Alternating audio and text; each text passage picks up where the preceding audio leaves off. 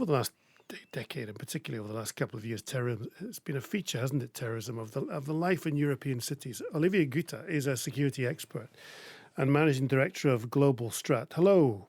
Hello. How are I mean, you? you've just heard Gordon there saying we can't, we can't let this take over our lives. A safe airport is a shut airport. We do live, don't we, in a world where there is a kind of accepted level of danger at an airport.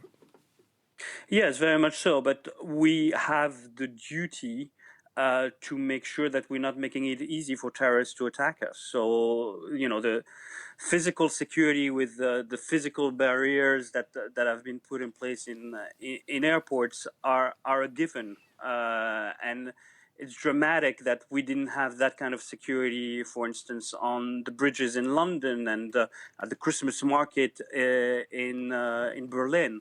So, as of now, it's still, for me, in terms of targets, puzzling that, for instance, train stations around the UK are not being protected to the level that they should be, especially that we've seen that Al Qaeda in 2004 in Madrid attacked the train stations, and then the Spanish government realized that it was a target and changed their security around train stations.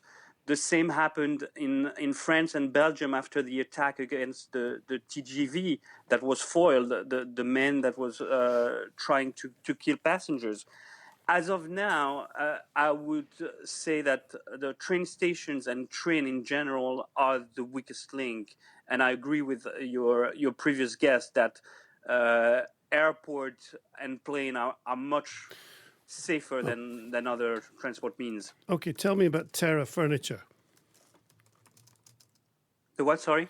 Terra Furniture. This is where, changing tactics of the terrorists using vehicles as weapons. There's a lot more Terra Furniture, isn't there? The bridges in London have had Terra Furniture put up. Yes. So that's been really something that was first pushed by Al Qaeda after September 11, but then was revived by Islamic State in 2014 when they specifically told their followers, especially in Europe, to use cars as vehicles that would be transformed as weapons. So at that time, nothing was really done in terms of putting up security on bridges or what have you. And now it's become really the modus operandi of choice of terrorists of all kinds, as we've seen in obviously the Finsbury attack and also the foiled attack yesterday against a mosque in France. I mean, this kind of threat, the change of tactic that we've been talking about from terrorists, that makes it particularly difficult for security services and governments. Oh, you're totally correct. I mean, that's what I said. We need to have the possible level that is humanly bearable for people in terms of physical security.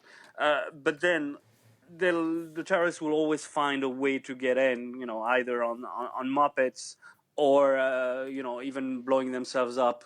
Or going and knifing a security officer at an airport like in Flint, Michigan in the US. But that boils down to the issue of getting the right information ahead of time. And we go back to human intelligence.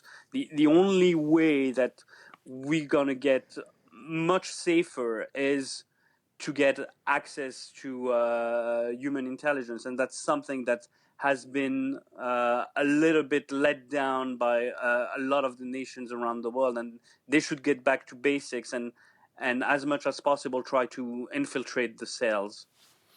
Okay, Olivier, thank you very much indeed. Terrorism expert Olivier Guta.